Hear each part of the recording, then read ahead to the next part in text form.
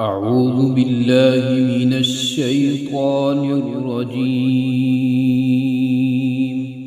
بسم الله الرحمن الرحيم. الحمد لله الذي أنزل على عبده الكتاب ولم يجعل له عوجا قيما لينذر بأسا شديدا من لدنه ويبشر المؤمنين الذين يعملون الصالحات أن لهم أجرا حسنا ماكثين فيه أبدا وينذر الذين قالوا اتخذ الله ولدا ما لهم به من علم ولا لآبائهم كبرت كلمة تخرج من أفواههم إن يقولون إلا كذبا فلعلك باخع نفسك على آثارهم إن لم يؤمنوا بهذا الحديث أسفا إنا جعلنا ما على الأرض زينة لها لنبلوهم أيهم أحسن عملا وإنا لجاعلون ما عليها صعيدا جرزا أم حسبت أن أصحاب الكهف والرقيم كانوا من آياتنا عجبا إذ أوى الفتية إلى الكهف فقالوا ربنا آتنا من لدنك رحمة وهيئ لنا من أمرنا رشدا فضربنا على آذانهم في الكهف سنين عددا ثم بعثناهم لنعلم أي الحزبين أحصى لما لبثوا أمدا نحن نقص عليك نبأهم بالحق إنهم فتية آمنوا بربهم وزدناهم هدى وربطنا على قلوبهم إذ قاموا فقالوا ربنا رب السماوات والأرض لن ندعو من دونه إلها لقد قلنا إذا شططا هؤلاء قوم اتخذوا من دونه آلهة لولا يأتون عليهم بسلطان بين فمن أظلم ممن افترى على الله كذبا وإذ اعتزلتموهم وما يعبدون إلا الله فأووا إلى الكهف ينشر لكم ربكم من رحمته ويهيئ لكم من أمركم مرفقا وترى الشمس إذا طلعت تزاور عن كهفهم ذات اليمين وإذا غربت تقرضهم ذات الشمال وهم في فجوة منه ذلك من آيات الله من يهد الله فهو المهتد ومن يضلل فلن تجد له وليا مرشدا وتحسبهم أيقاظا وهم رقود ونقلبهم ذات اليمين وذات الشمال وكلبهم باسط ذراعيه بالوصيد لو اطلعت عليهم لوليت منهم فرارا ولملئت منهم رعبا وكذلك بعثناهم ليتساءلوا بينهم قال قائل منهم كم لبثتم قالوا لبثنا يوما أو بعض يوم قالوا ربكم أعلم بما لبثتم فابعثوا أحدكم بورقكم هذه إلى المدينة فلينظر أيها أزكى طعاما فليأتكم برزق منه وليتلطف ولا يشعرن بكم أحدا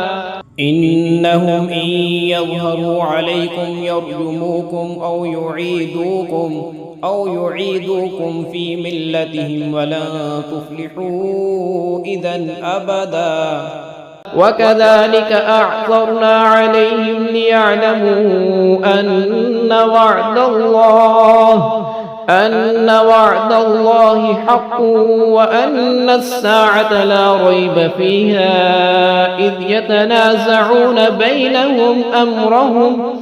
إذ يتنازعون بينهم أمرهم فقالوا بنوا عليهم بنيانا ربهم أعلم بهم قال الذين غلبوا على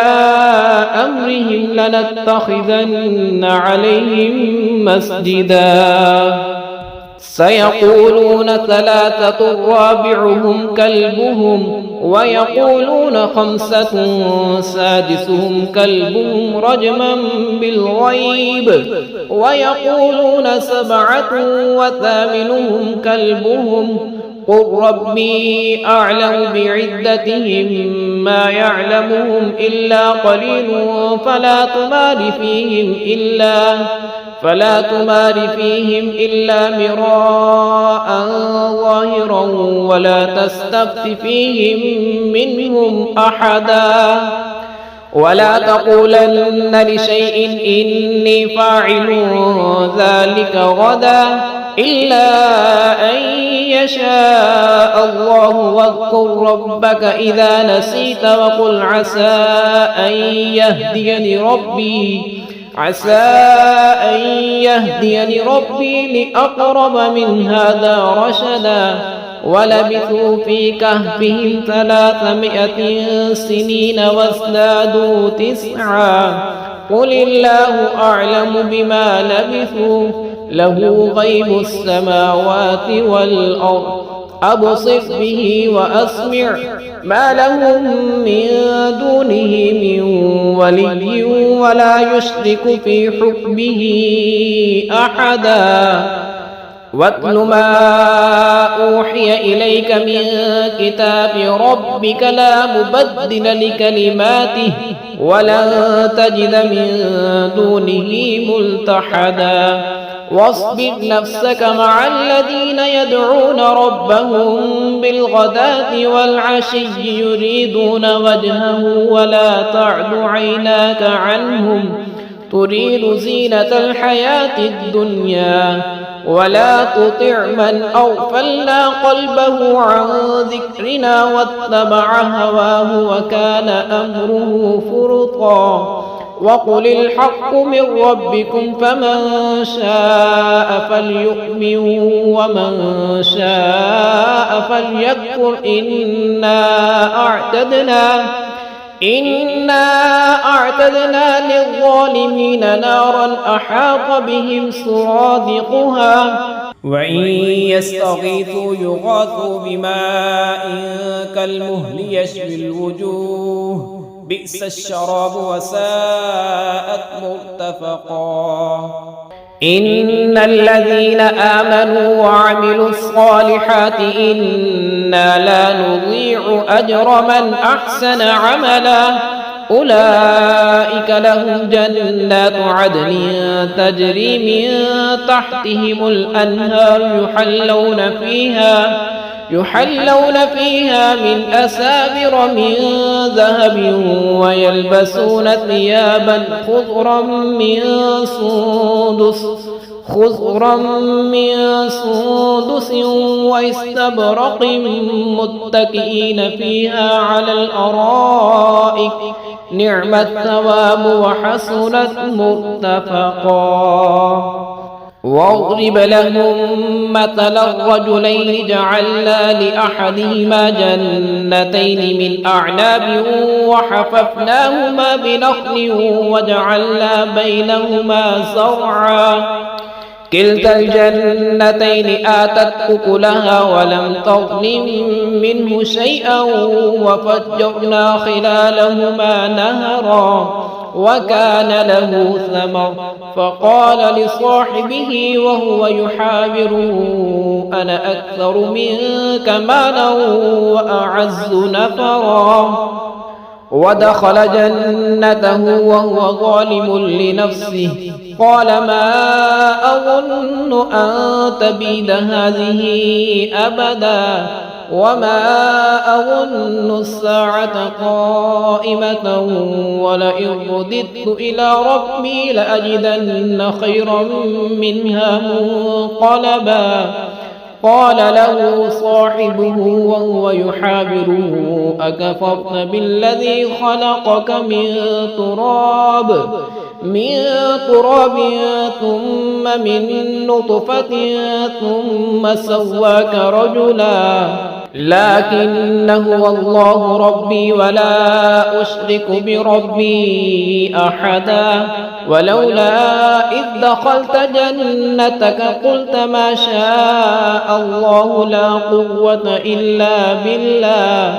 إن ترني أنا أقل منك مالا وولدا فعسى ربي أن يؤتيني خيرا من جنتك ويرسل عليها حسبانا من السماء فتصبح صعيدا زلقا أو يصبح ماؤها غورا فلن تستطيع له طلبا وأحيط بثمره فأصبح يقلب كفيه على ما أنفق فيها وهي خاوية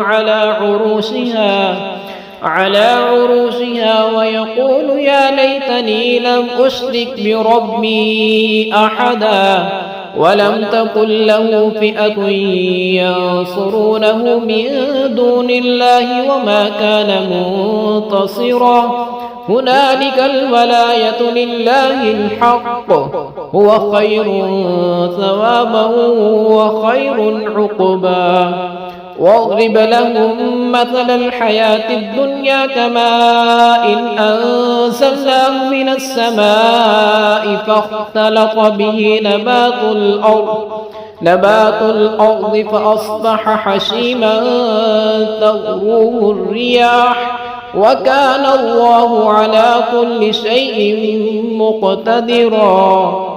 المال والبنون زينة الحياة الدنيا والباقيات الصالحات خير عند ربك ثوابا وخير أملا ويوم نسير الجبال وترى الأرض بارزة وحشرناهم فلم نغادر منهم أحدا وعرضوا على ربك صفا لقد جئتمونا كما خلقناكم أول مرة بل زعمتم أن لن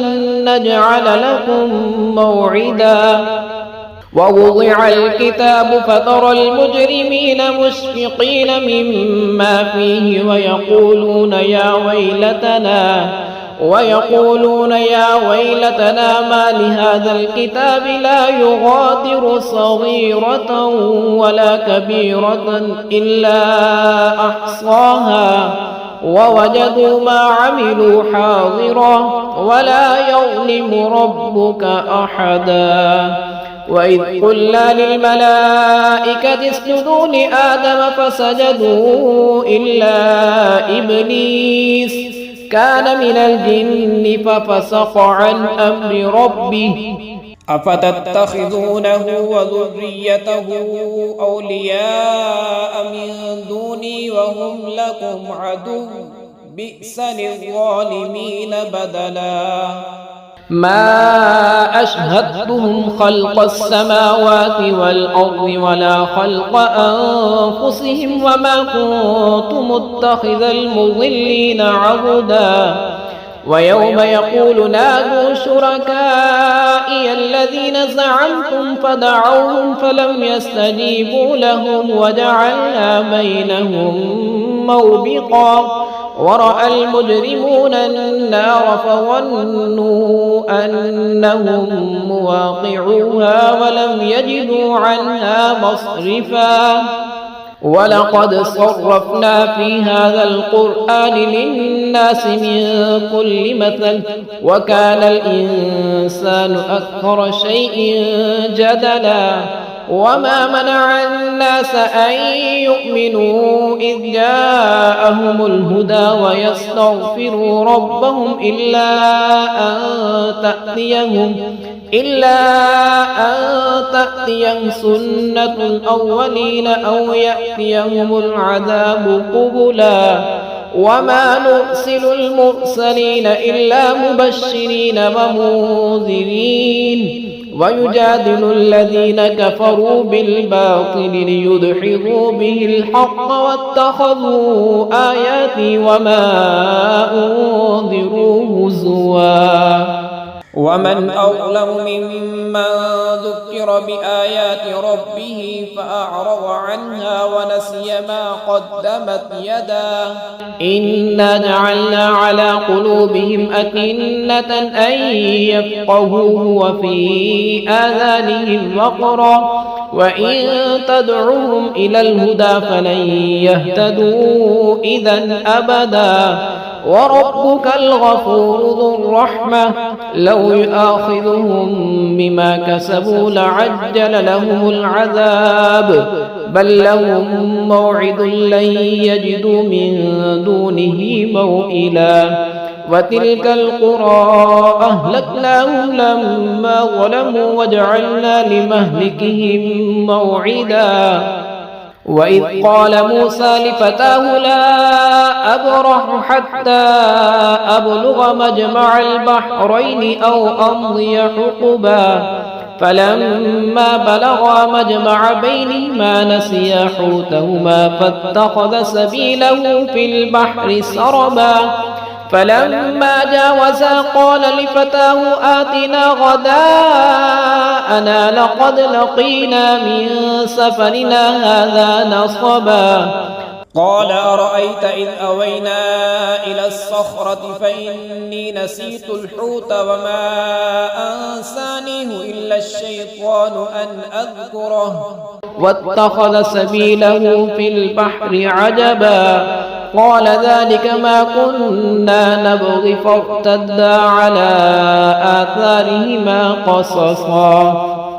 فوجدا عبدا من عبادنا آتيناه رحمة من عندنا وعلمناه من لدنا علما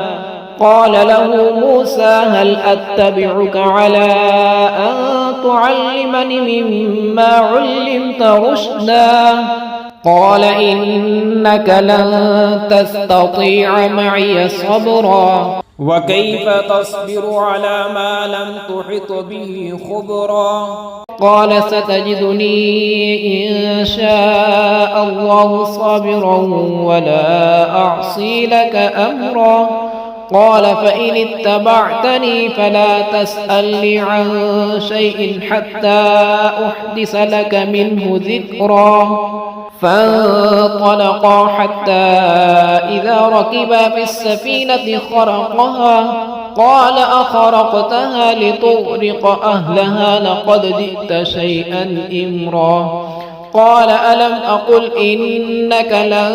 تستطيع معي صبرا قال لا تؤاخذني بما نسيت ولا ترهقني من أمري عسرا فانطلقا حتى إذا لقيا غلاما فقتله قال أقتلت نفسا زكية بغير نفس لقد جئت شيئا نكرا قال ألم أقل لك إنك لن تستطيع معي صبرا قال إن سألتك عن شيء بعدها فلا تصاحبني قد بلغت من لدني عذرا فانطلقا حتى إذا أتيا أهل قرية استطعما أهلها فأبوا أن يضيفوهما فوجدا فيها جدارا يريد أن ينقض فأقامه قال لو شئت لاتخذت عليه أجرا قال هذا فراق بيني وبينك سأنبئك بتأويل ما لم تستطع عليه صبرا أما السفينة فكانت لمساكين يعملون في البحر فأردت أن أعيبها وكان وراءهم ملك يأخذ كل سفينة غصبا وأما الغلام فكان أبواه مؤمنين فخشينا أن يرهقهما طغيانا وكفرا فأردنا أن يبدلهما ربهما خيرا منه زكاة وأقرب رحما وأما الجدار فكان لغلامين يتيمين في المدينة وكان تحته كنز لهما وكان أبوهما صالحا فأراد ربك أن يبلغا أشدهما ويستخرجا كنزهما رحمة من ربك وما فعلته عن أمري ذلك تأويل ما لم تستطع عليه صبرا ويسألونك عن ذي القرنين قل سأتلو عليكم منه ذكرا إنا مكنا له في الأرض وآتيناه من كل شيء سببا فأتبع سببا حتى إذا بلغ مغرب الشمس وجدها تغرب في عين حمئة ووجد عندها قوما قلنا يا ذا القرنين إما أن تعذب وإما أن تتخذ فيهم حسنا قال أما من ظلم فسوف نعذبه ثم يرد إلى ربه فيعذبه عذابا نكرا وأما من آمن وعمل صالحا فله جزاء الحسنى وسنقول له من أمرنا يسرا ثم أتبع سببا حتى إذا بلغ مطلع الشمس وجدها تطلع على قوم لم نجعل لهم من دونها سترا كذلك وقد أحطنا بما لديه خبرا ثم أتبع سببا حتى إذا بلغ بين السدين وجد من دونهما قوما لا يكادون يفقهون قولا قالوا يا ذا القرنين إن يأجوج ومأجوج مفسدون في الأرض فهل نجعل لك خرجا على أن تجعل بيننا وبينهم سدا قال ما مكنني فيه ربي خير فأعينوني بقوة أجعل بينكم وبينهم ردما آتوني زبر الحديد حتى إذا ساوى بين الصدفين قال انفخوه حتى إذا جعله نارا قال آتوني أفرغ عليه قطرا فما استطاعوا أن يظهروه وما استطاعوا له نقبا قال هذا رحمة من ربي فإذا جاء وعد ربي جعله دكا وكان وعد ربي حقا وتركنا بعضهم يومئذ يموج في بعض ونفخ في الصور فجمعناهم جمعا وعرضنا جهنم يومئذ للكافرين عرضا الذين كانت أعينهم في غطاء عن ذكري وكانوا لا يستطيعون سمعا أفحسب الذين كفروا أن يتخذوا عبادي من دوني أولياء إنا أعتدنا جهنم للكافرين نزلا قل هل ننبئكم بالأخسرين أعمالا الذين ضل سعيهم في الحياة الدنيا وهم يحسبون أنهم يحسنون صنعا أولئك الذين كفروا بآيات ربهم ولقائه فحبطت أعمالهم فلا نقيم لهم يوم القيامة وزنا ذلك جزاؤهم جهنم بما كفروا واتخذوا آياتي ورسلي هزوا إن الذين آمنوا وعملوا الصالحات كانت لهم جنات الفردوس نزلا خالدين فيها لا يبغون عنها حولا قل لو كان البحر مدادا لكلمات ربي لنفذ البحر قبل أن تنفذ كلمات ربي ولو جئنا بمثله مددا قل إنما أنا بشر مثلكم يوحى إلي أنما إلهكم إله واحد فمن كان يرجو لقاء ربه فليعمل عملا صالحا ولا يشرك بعبادة ربه أحدا.